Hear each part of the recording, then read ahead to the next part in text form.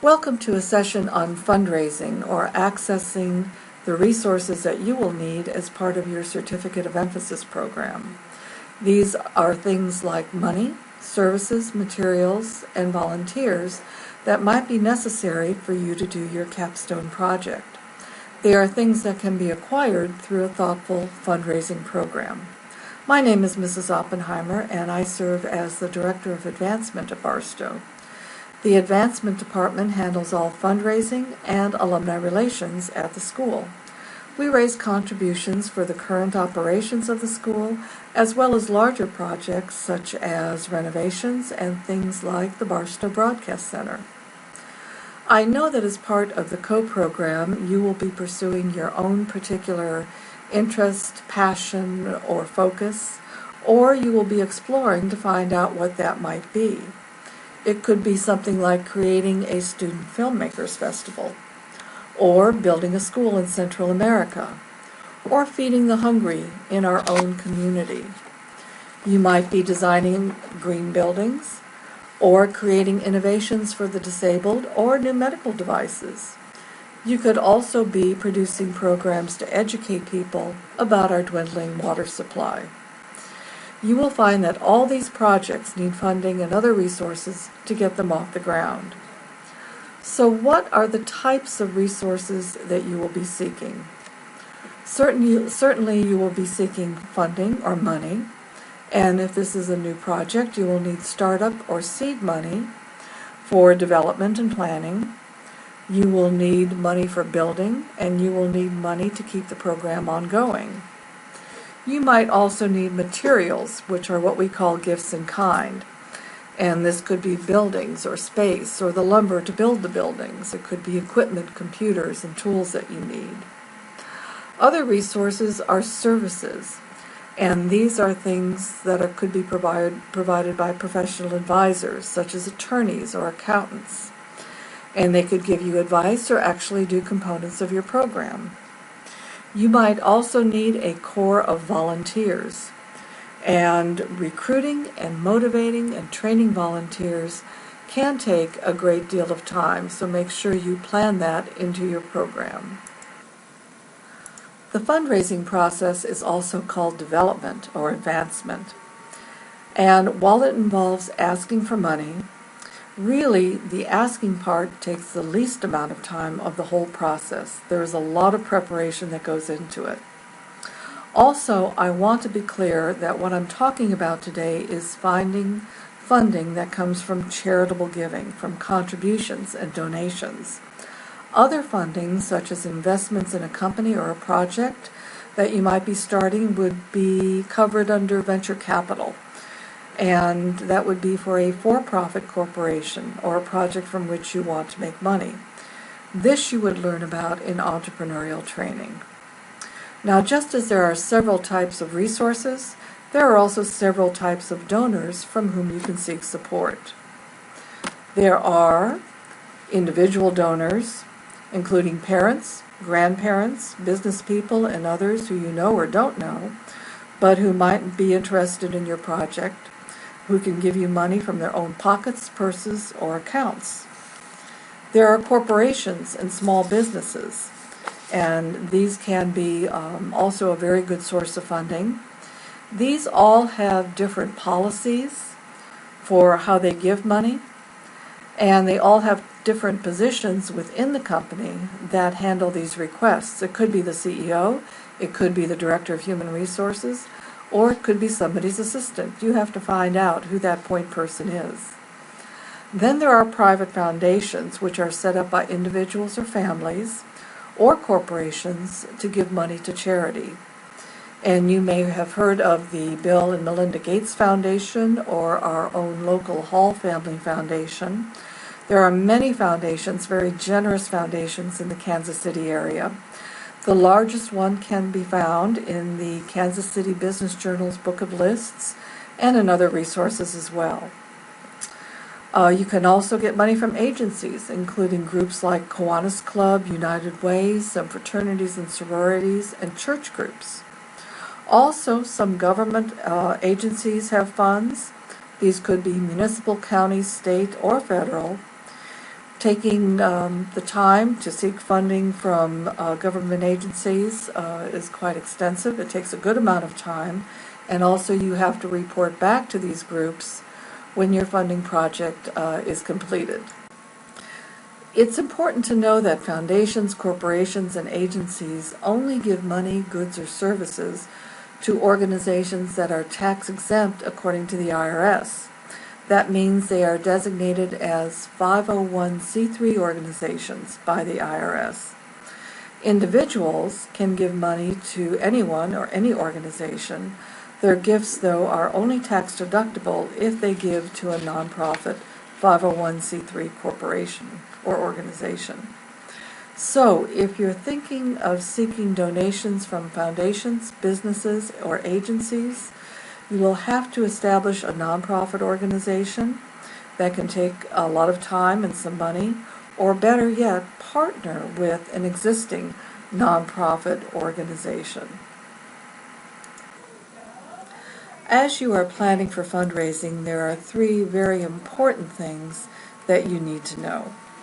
You need to know your donor, you need to know yourself, and you need to know your project through your case for support.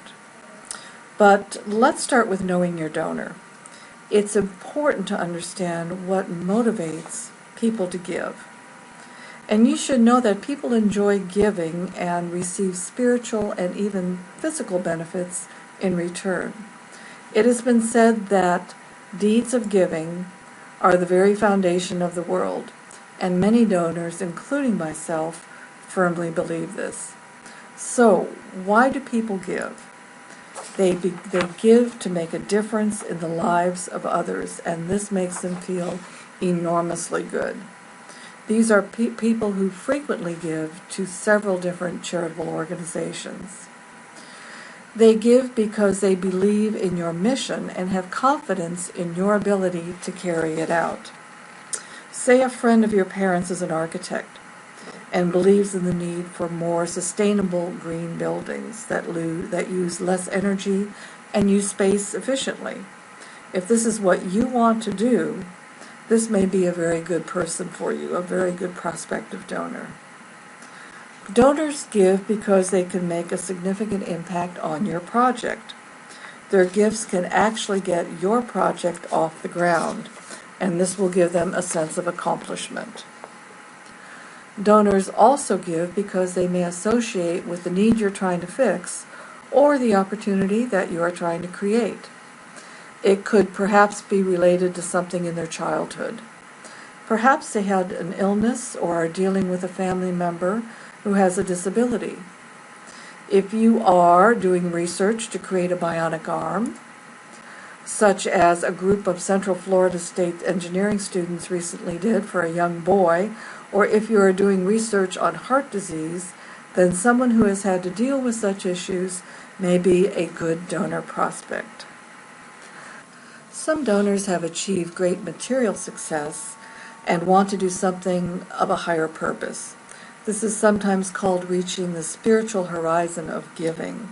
I have often seen this with individuals who have recently sold a company that they have spent years building. Some people give because they consider themselves social entrepreneurs. They might want to have a role in your project or organization. They want to fix a need or make a difference, but also want to be very much a part of your business plan. And some people give for tax considerations. They can deduct their donations from their income tax, and that's okay. Some people give because they get something in return, such as recognition, their name on a building or a plaque, and this is okay too. Some people give because they have the money or the capacity to do so. And some people give because they have established a private foundation and must, by law, give away 5% of the assets a year, and this is okay. Those last reasons don't require a tugging at the heart, but they are still considerations for some donors. That covers why people give. Now, where do you find these donors to begin with? The most likely donors for your project are those you know the best. In identifying prospective donors, start with the inner circle of individuals, individuals with foundations, and businesses that are closest to you and your family. Online listings of donors to nonprofit organizations and donor reports can be very helpful as well. Now let's talk about you. I think you are probably coming at this with a lot of experience in asking.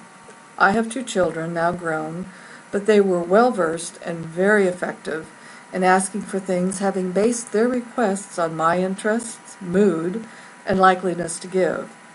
So start with your vast experience in asking and reflect on your technique and on what worked best for you. Actually, when asking someone to do something, the most important thing you can do is be yourself. Don't try to come across as somebody you are not. You do not have to be slick unless you are incredibly slick. Be genuine. There is a very interesting website that can help with help you assess this. It's askingmatters.com, and on it the author says that asking and the asking process is easier if we understand the style that suits us best. You can test yourself on this site to see if you are more analytical or intuitive, emotional, and where you range from being an introvert to an extrovert. Then it tells you the best way to connect with your donor. And it does have a chart. And the chart will divide this on the spectrum of being extroverted, introverted, analytical, and intuitive. And it says that you can be either a rainmaker, a go-getter, a kindred spirit, or a mission controller. So take the test and find where you fall. If you are a rainmaker, you're an extrovert, and you're analytical. You decide objectively about things. You're comfortable talking to anyone, but you need a wealth of information to make your presentation. And you connect by incorporating the style of the donor. In other words, you assess how the donor is responding to you and adapt accordingly. If you are a go-getter, you're an extrovert, you're intuitive.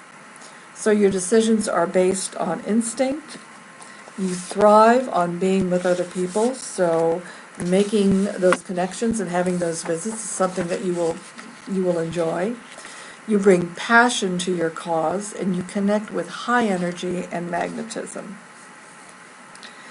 And if you are, let's find it here, if you are a kindred spirit, you decide on instinct, you are private and quietly thoughtful, you bring passion to your cause, and you connect through your own deep commitment, and the donor will know that you truly care about your project.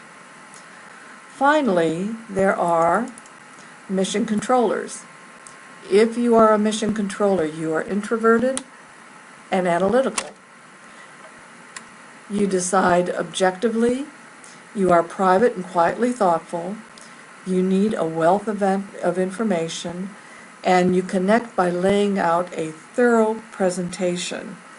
And this will help you when you are in front of the donor, and the donor will know that you are well prepared. So know yourself and create your ask accordingly. Be yourself. The third thing you need to know is your project.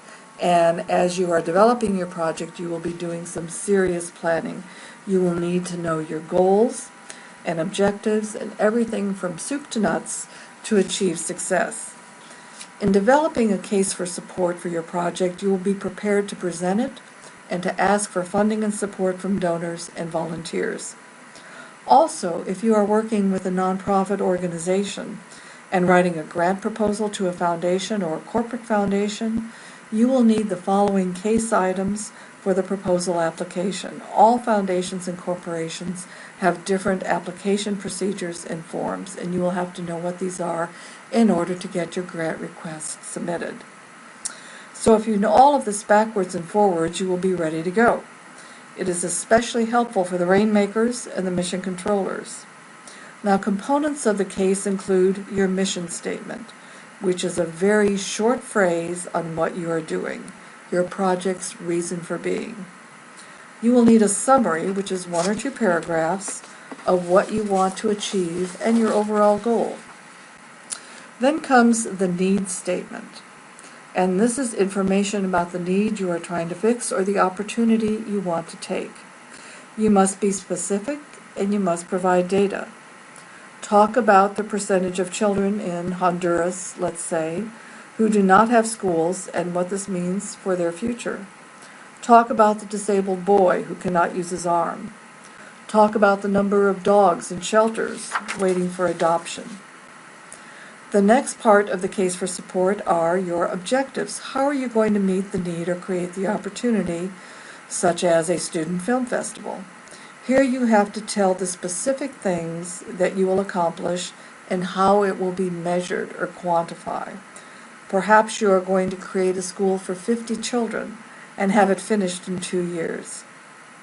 Then there's methodology, and this includes the steps you're going to take, who will take them, and what the task deadlines are.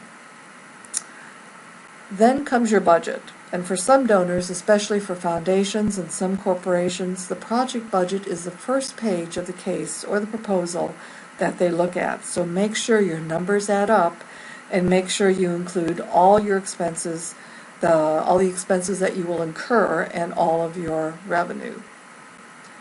And then evaluation. How do you intend to review your project to see if it is successful or to determine what you need to change in order to make it so? Maybe you're going to need to change course or do things differently. A case should also have supporting materials, and this would include photographs, articles, data, and anything else that would supplement your case.